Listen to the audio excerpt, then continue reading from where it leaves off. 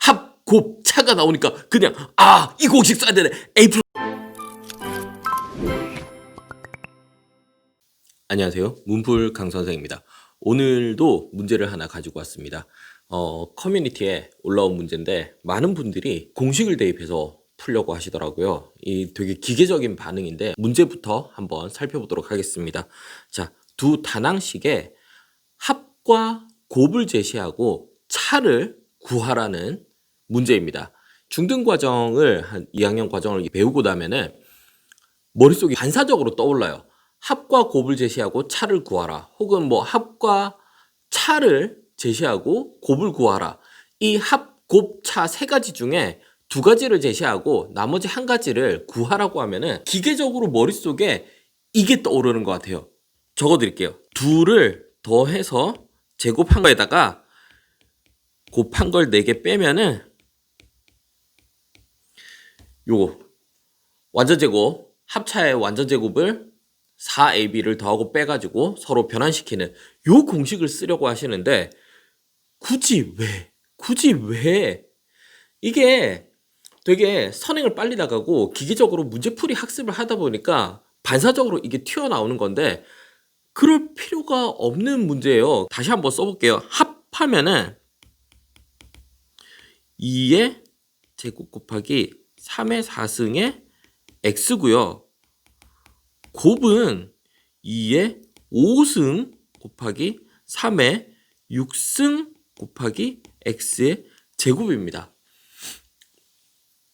이걸 뭐 직관적으로 얼마겠네 이렇게 하는 게 아니라 처음에 의심해봐야 될 부분들이 몇 개가 있어요. 자, 단항식 둘을 합했더니 x가 먼저 붙어있는 게 보이죠?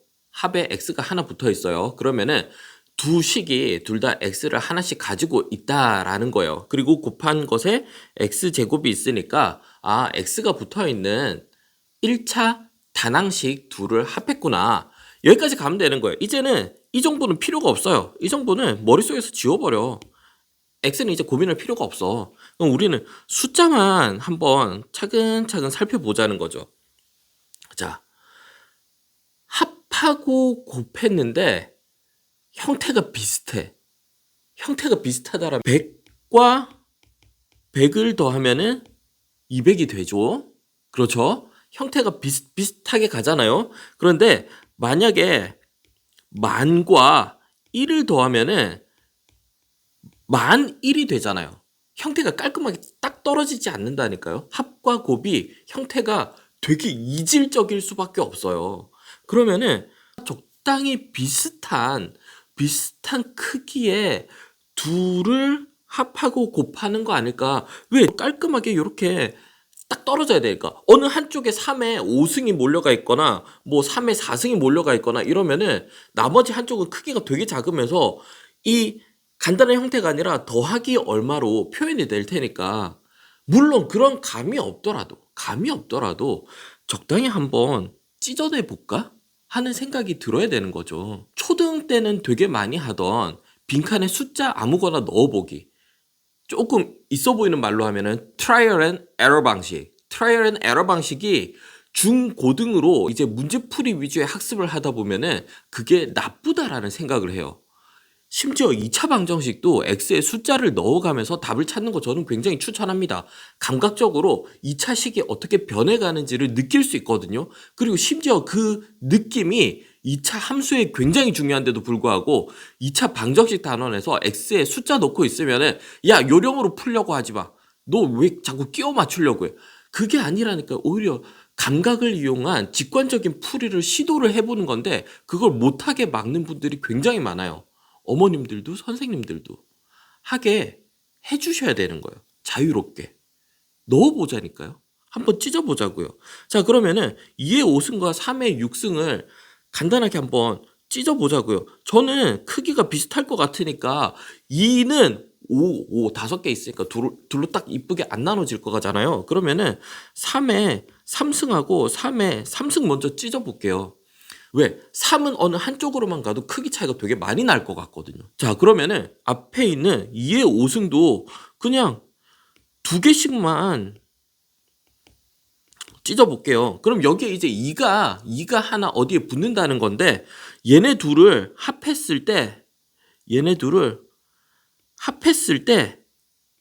얘가 돼야 된대요. 2의 제곱에 3의 4승.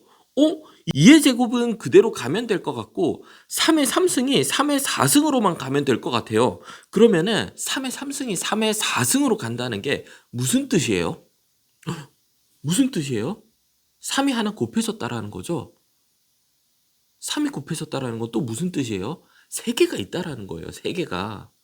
이게 되게 본질적인 이런 질문과 본질적인 개념들, 아주 기초적인 거, 덧셈을 곱셈으로 바꾸고 곱셈이 지수로 변화되는 지수의 본질적인 의미가 뭐고 지수를 왜 쓰고 곱셈을 왜 하고 이런 것에 대한 이해 없이 기술적으로 공부를 해나가다 보면은 문제가 전혀 보이지 않아요.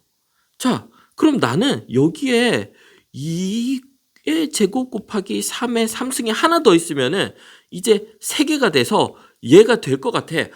그러면은 한쪽에 2를 몰아주면은 얘가 2개가 있는 거니까 2가 곱해진 거고 얘를 한쪽은 2의 3승 곱하기 3의 3승 나머지 한쪽은 2의 제곱 곱하기 3의 3승으로 표시할 수 있겠구나.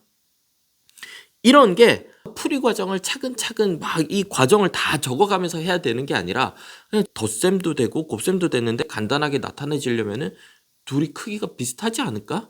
그러면 적당히 반으로 한번 쪼개놓고 보지 뭐 2의 제곱하고 3의 3승하고 그런데 합하면 어떻게 돼야 돼? 2의 제곱은 그대로 건드리지 않는 채로 3의 3승이 3의 4승으로 가야 되네. 이런 논리적인 생각을 한번 해봐야 되는데 곱, 차가 나오니까 그냥 이 공식 써야 되네. a 플러스 b의 제곱 마이너스 4ab는 a 마이너스 b의 제곱. 이게 또 어떻게 되는지도 모르고 그냥 달달 외우고 있는 거예요. 이렇게 풀면 안 되죠. 이렇게 풀면 진짜 나쁜 거예요. 아무 근본 없이 수학을 배우고 있는 거예요. 이렇게 학습하면 안 됩니다.